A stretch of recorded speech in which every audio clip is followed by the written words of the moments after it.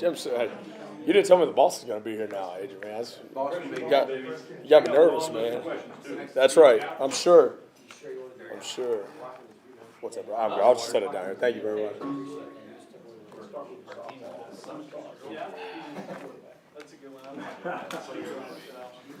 All right, Drew, good to go here.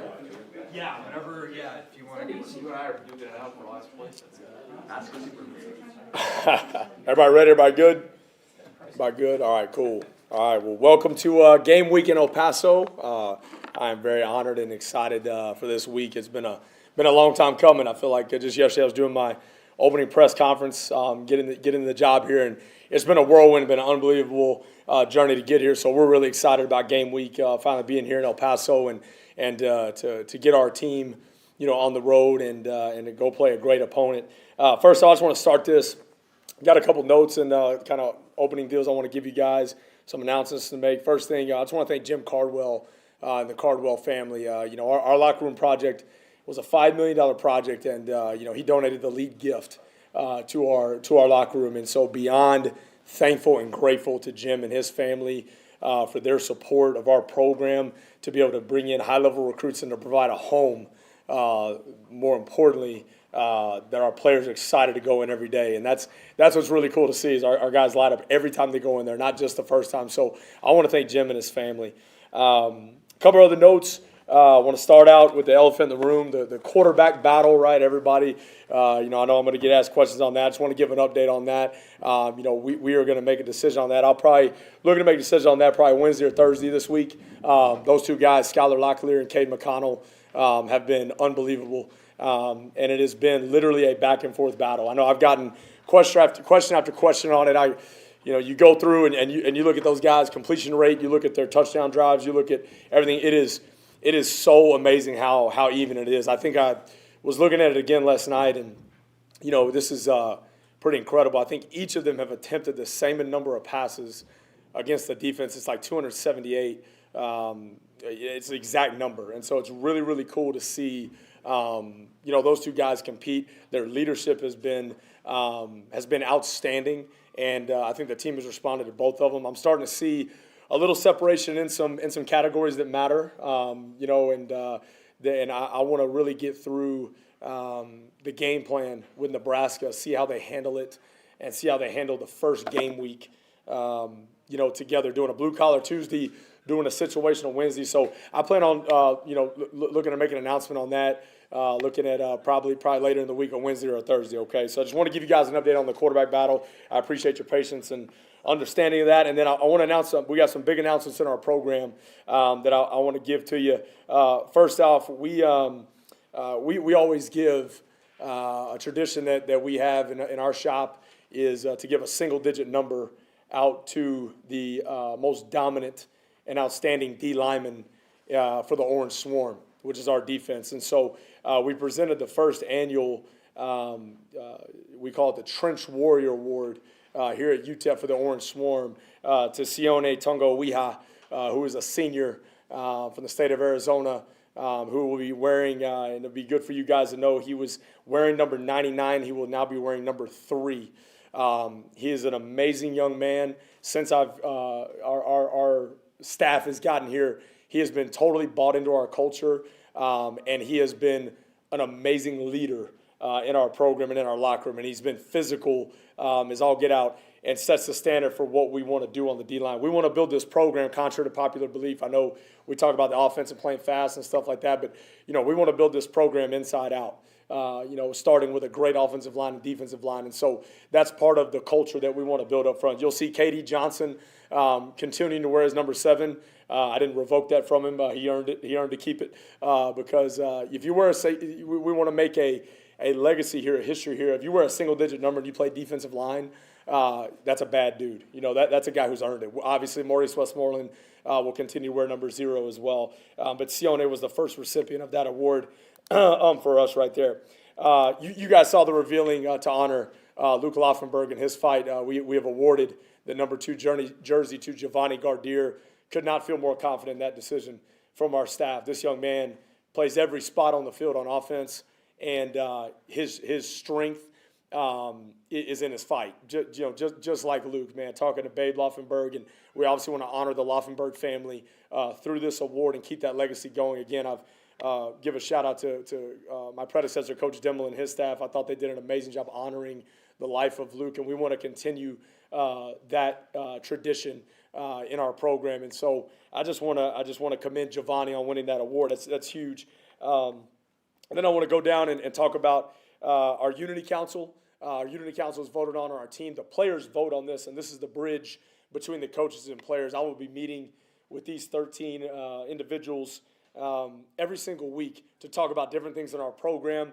Obviously, the funnest thing they love talking about is they get to pick the uniforms each week, so that's pretty fun for those guys. But we are trying to create a player-driven program, and you have to give ownership to those players, and these guys have embodied all that, and they've been. This is not the coaches don't select this. I'll show you the captains in here in a minute. We select those as coaches, but our Unity Council is voted upon by our players, and they go as follows by position: quarterback Cade McConnell, running back Javon Jackson, minor back Cam Thomas, wide receiver Trey Goodman, offensive lineman Brennan Smith, tight end Judah Ezwina, D lineman Sione Tongo Wiha, linebacker Trey Dunson, bandit Maurice Westmoreland, safety Oscar Moore, spur Corey Chapman, corner A.J. Odoms, specialist Angelo Tejada, and true freshman Shea Smith. We always have a true freshman on the deal to represent that freshman class, and Shea was voted on that. So those 13 young men, really, really excited to announce that, for our Unity Council. And then to give you our season captains. The coaching staff, we do not pick captains until after fall camp because fall camp's the hardest thing by far that we do in our program. And these 6 guys, I could not be more proud to announce to you on each side of the ball. We do 2 on each side of the ball. These guys will remain consistent as our captains throughout the entire year. And then we will also each week name somewhere between 1 and 3 additional game captains that we feel like have had a great week of practice and preparation. And again, it could be 1, it could be 2, it could be 3 guys.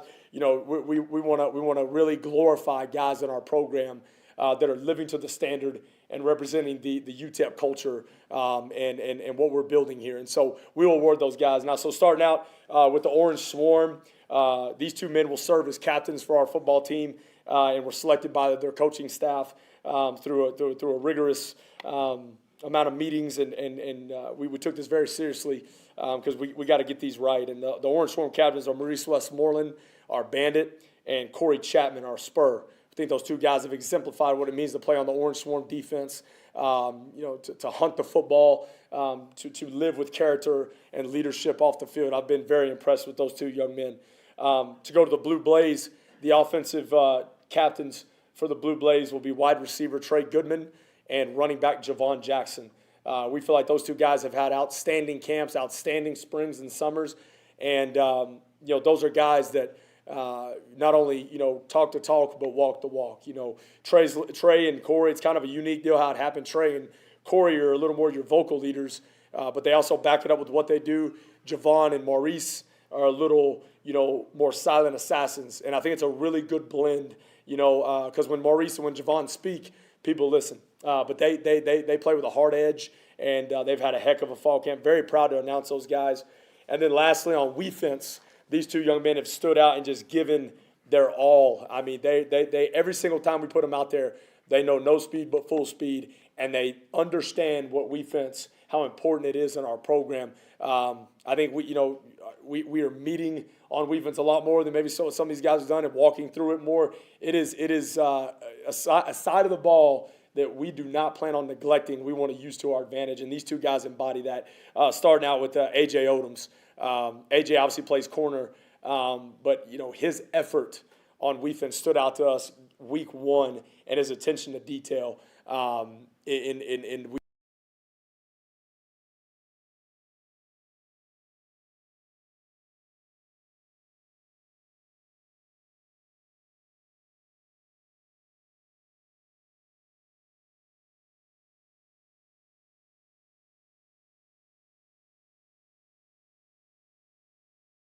with his speed and his physicality. And then Cam Thomas will be our other defensive captain.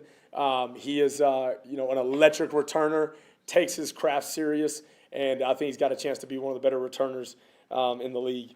Last but not least, very excited, you know, to announce summer team GPA was a 3.12. Very, very proud of these guys' work off the field. Had a 3.10 in the spring and now raised it to a 3.12. I want to give a shout out to the MAC and Heather and Denise and Maria and what they do for our players. And then I want to also give a shout out. I said this after our mock game, but this is unbelievable.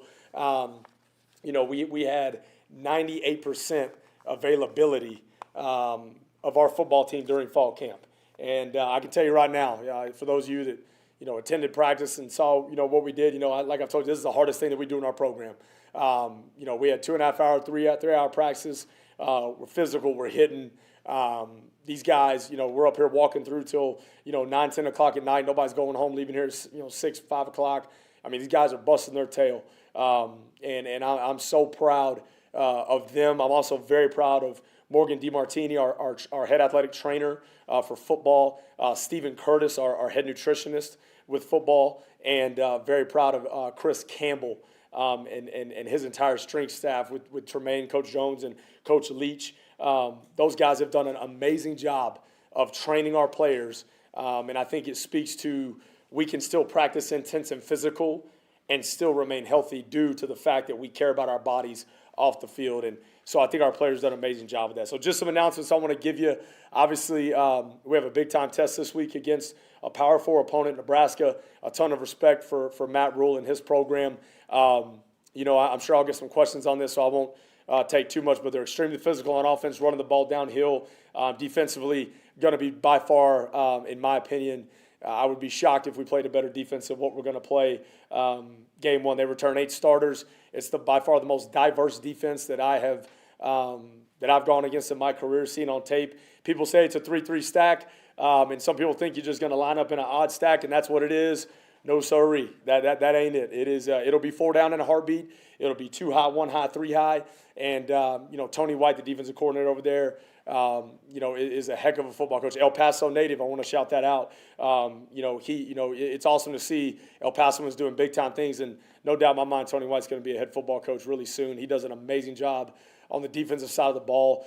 So we know we got our work cut out for us, but we're excited for the challenge. We are excited to take this football team up to Lincoln. Our kids are excited to play in front of a great crowd and to go out and to compete. So we're excited to have a great week of preparation. So with that, I'll turn it over to you guys for questions. I guess at the quarterback position, when you pick someone, first of all, does the team know yet? And second of all, when you pick someone, is the idea going to be that person plays the entire game, or are you going to maybe want to look at the other one? Yeah, number one, the team does not know yet. Nobody knows yet. You know, I'm starting to lean a certain way. To be honest with you, I have a pretty getting a strong feeling. But I want to see this game week and how they handle game prep. Would not be against.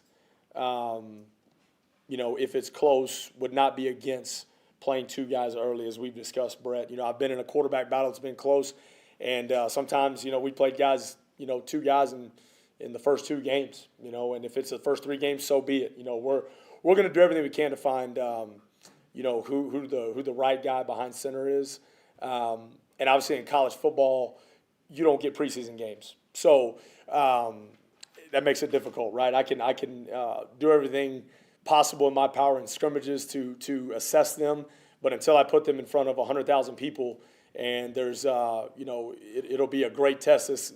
No better test that we could have than playing Nebraska with all the different looks they're going to give us, and they're certainly not going to make it easy on our quarterbacks.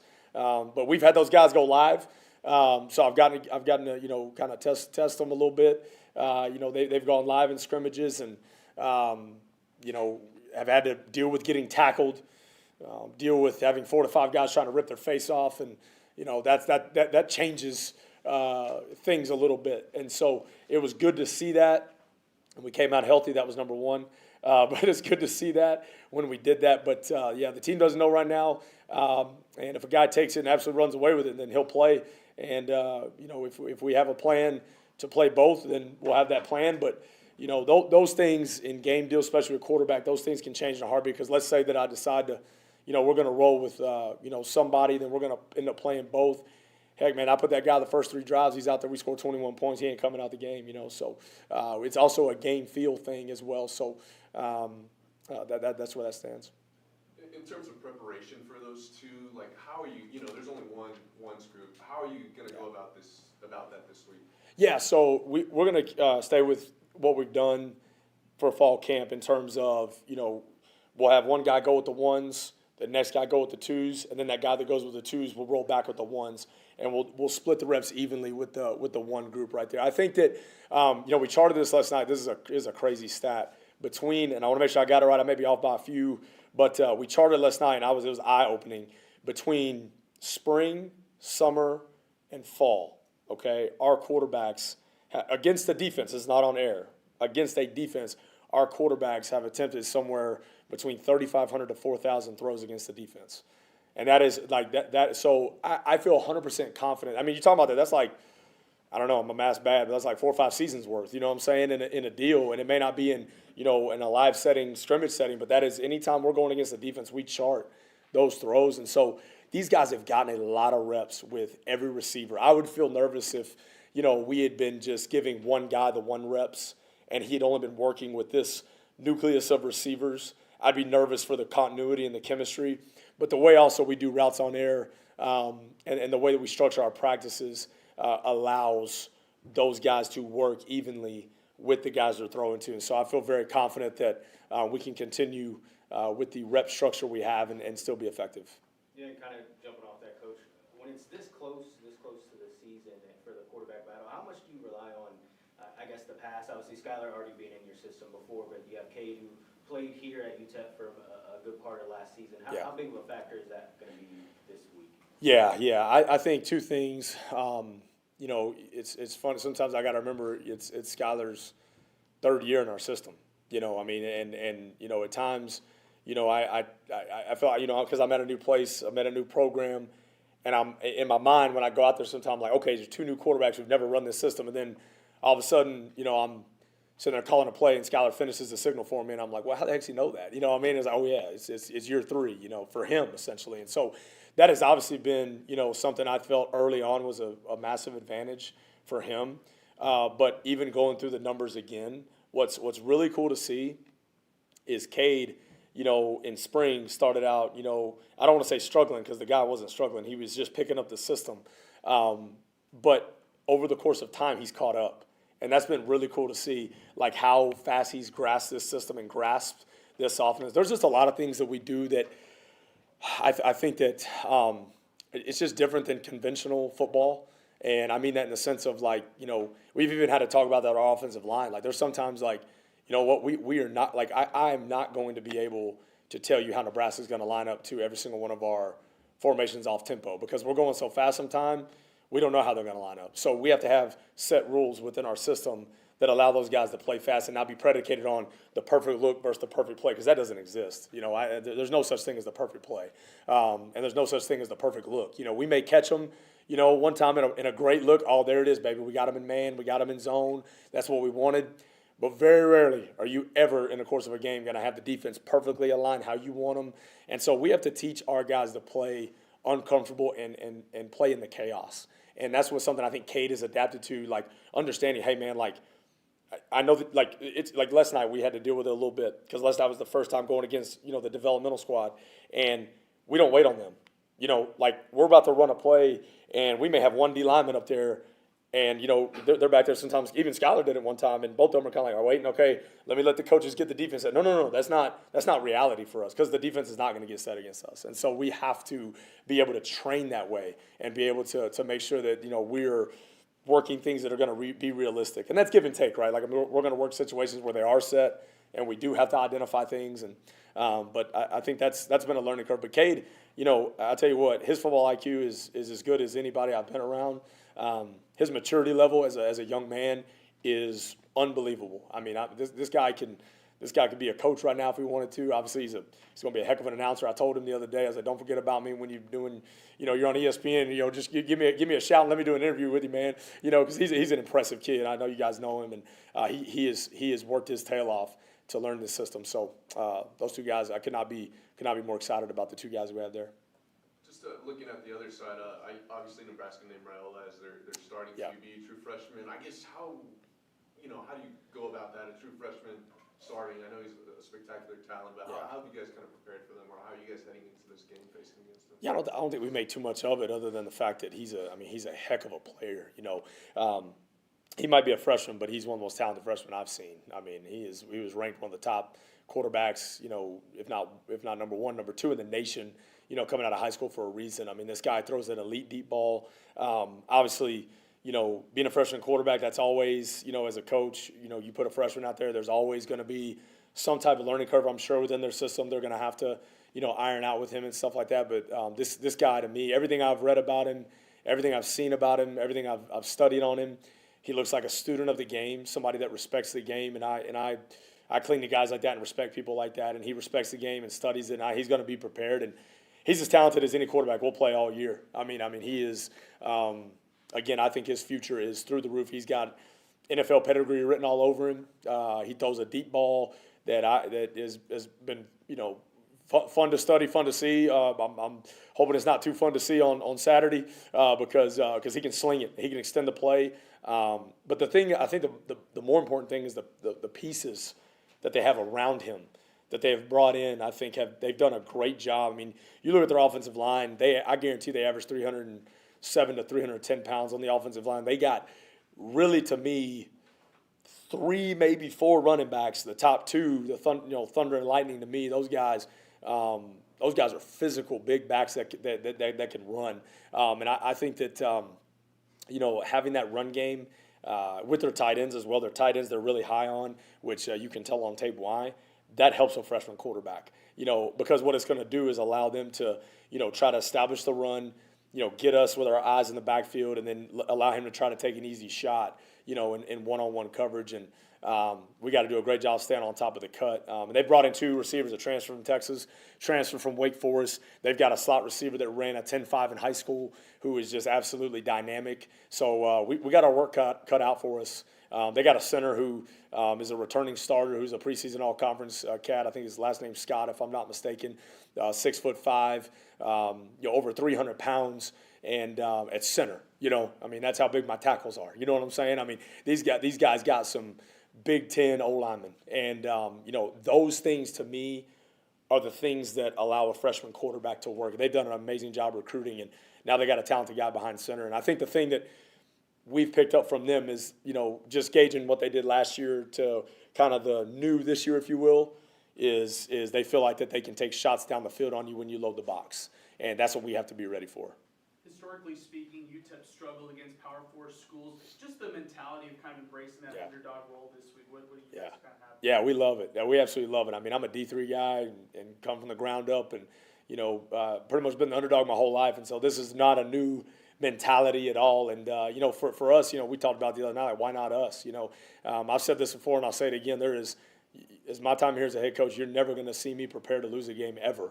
And we're not going to play to lose a game. We're going to expect to win every game we play, and we're going to prepare to win every game. The amount of preparation that we're putting in for Nebraska is going to be the same amount of preparation we put in for Southern Utah all the way to those guys down the road the last game of the year. You know what I mean? Like our I think, championship standards, I think consistent programs, they are super, super consistent in their approach to every game. And this game is no different. It's a football game. They're going to put a ball out. There's going to be white lines. There's going to be field goal posts. There's going to be 52 1/3 width, and there's going to be 100 yards, and there's going to be a lot of fans, and we're going to go play football. We're going to prepare to win. And our guys, they understand that. I think we've established that mentality that, while the outside looking in, people look at this, it's a money game, just get out healthy. Blah. I do not. I actually despise comments like that with all my heart and soul, because we're the ones as coaches and players that are in the behind the scenes giving our all for preparation, giving our all physically on that field. And I'm not going to invest, and we are not going to invest all of this time and effort to prepare to lose. We're going to expect to win. I've been a part of a few of these, in my career, and I've been a part of it when we go in just trying to get out of the game, and I've gone into it where we try to win the game. And I can tell you this, when you go in and you try to just get out of the game, you hurt your football team for the future. And a lot of people ask me before, do you change your style for games like this? The answer is no, not at all, because I'm thinking about UTEP holistically. I'm not thinking about UTEP just versus Nebraska. If we allow Nebraska to dictate, who we are, we're going to lose things for the future. So we're going to be who we are. We're going to go compete to win every snap, and we're not going to back down, and we're going to coach to win. We're going to play to win, and I expect to put a group of fearless young men on that field that are going to compete every single snap, and we know we're going against an elite opponent. I told our guys, I've watched them on tape several times watching their defense units. I think you can look at the kickoff unit and you can look at the field goal block unit of an opposing team and define the culture of that team's program. And this program's culture is elite. I'm talking about Nebraska. Matt Rule's done a heck of a job. When they run down on kickoff, they run down, and it's like 11 wild banshees running down there, freaking ready to rip somebody's head off. And then when they attempt to block, field goals, for me, that's the first thing I look at when we're looking at the culture of a team, because that's when adversity has struck, especially on PATs. They've just given up a touchdown. How do they rush when the chips are down? And these guys blocked 3 kicks last year. Number 0, number 9 on defense are as good a D-linemen as we're going to play all year. And those 2 cats, they don't know any speed but full speed. And so you can tell the culture of the program is really, really good there in Nebraska. Matt Rowe, look at what he's done program building wise. His year 2s have been phenomenal. So we know we have our work cut out for us, but we're not going to back down. Crowd-wise, you're probably going to be looking at a close to capacity crowd, I'm sure, in Lincoln. It's going to be loud. How do you, with that offense and that tempo, how do you combat for what's going to be a louder atmosphere than your team is probably going to experience this year? Yeah, it's a great question. We've tried to turn the volume up a little bit on the speakers at practice as well, just to try to simulate it. But I don't know that you can simulate. Mock game, we had the real, instead of having speakers in the mock game on Saturday, we actually did the Sun Bowl, did our true, game day speakers, just to get the guys in a feel of a game day environment, so to speak. But, I will say, my experience playing Tennessee last year, who was just, one of the most unbelievable environments out there, and we didn't have the headset communication. Now that we have, and we were, sugar, I'm about to drop all these things right there. Sorry, guys, I don't want to cost y'all money right there. I sure got these. All right, boom. Okay. But we were able to have success communication-wise on against Tennessee, and it wasn't an issue doing, using our hand signals. And now the fact that we have the in-helmet communication, I really feel like that can help us tremendously be able to communicate with our players. But it's hard to simulate 100,000 fans no matter how loud you play the music. But, it's something certainly that we talk about with our guys. Try not to focus on it too much, but we do want to, we don't want our guys to have surprises, right? The other part, on Friday, we'll go walk through it at the stadium there in Lincoln Memorial to get them the awe factor out of the way, and so that helps as well. Coach Walden, can I just ask, Yeah. obviously going through summer, spring, grueling fall camp, now that it's game week, just what's kind of going through your mind and the program's mind? Yeah, I think the vibe through the building all today has been just excitement. Everybody's walking through the building just smiling at each other and dapping each other up, and this is what you work for. To be able to get the game week and to be able to get we call it payday on Saturday, and that's what we call game days. We call them paydays, and that's what we are excited about. But I think our guys, you could feel like that last week of fall camp, you could really feel them all right, we're tired of hitting each other. We're ready to go hit somebody else in another color jersey. So I think number one word to sum that up is excitement. That coupled with it's the first day of school here on the UTEP campus. It's a different vibe when you come into campus. Shout out to all the minors. Hope you went to class today. Hope you checked your schedule. Hope it was a great day of class. But it's a different vibe. You pull up and I walk in my office. First thing I see is the band practicing on the field. The marching minors. Dr. Hotelin's got them out there getting after it. It just feels like a game week, so the excitement is there, and now we got to go put the execution to it. You came, and we didn't know what to expect, and you have built this orange culture by yourself, I believe, and all the things you've done in the community and all that. What's the most off the cuff thing that you've learned about doing everything you've done and trying to create a culture that will show up at the stadium? Yeah, I just think, and I appreciate you saying that. We and and we've built it together. I mean, it's definitely, it's not just been me. We have built this thing together through the admin, through our community outreach services and opportunities. You know, we took our team to 3 different churches in fall camp. You know, Victory AME. You know, Tyrone McDuffie, his father, serves as a pastor there, and you know, that was really cool. And then taking guys over to First Baptist, over to Abundant, and just getting them out in the community, and making sure that our team is visible in the El Paso community. But I think that has been, for me, the most amount of joy that I've had, you know, so far, you know, being the head coach here at UTEP, is the interaction with the people. You know, getting to go to GECU, going to West Star, and just seeing the passion of El Paso and getting our team in front of that. Because believe it or not, man, our team sees all that stuff. They pay attention to that stuff, and they care. And when they see that the fans care about them, that El Paso natives are passionate, they get excited, man. And so we are thrilled to put that pickaxe on our helmet on Saturday and represent the 915, represent El Paso. And we're a program that's trying to earn respect, and I think we've earned respect in our community, and now it's time to go earn respect in the state of Texas and go earn respect nationally in everything that we do. So what a better there's no better opportunity than a nationally televised game against a Power 4 opponent to go earn national respect for our brand and for the city of El Paso. We feel like when we put that uniform on, genuinely we feel this way, and I feel this way when I put this logo on. When we put that uniform on, I feel like when we go out there and play, no matter we're in Lincoln, Nebraska, we're in Lynchburg, Virginia, no matter where we go, we are the representatives of the 915. And so therefore, we are showing the people at that stadium, the fans, the opposing team, we are showing them a glimpse of what it looks like to be an El Pasoan and what it looks like to be a member of this great community. And so we want to display that with the most amount of integrity, energy, and passion, just like the people of El Paso display every day. Anything else for Coach? Cool. I got one more. Just Yes, sir. talked on Tony White. I know you guys encountered each other in, I guess, the off season. Yeah. Is there a dynamic there, or just? Yeah, no.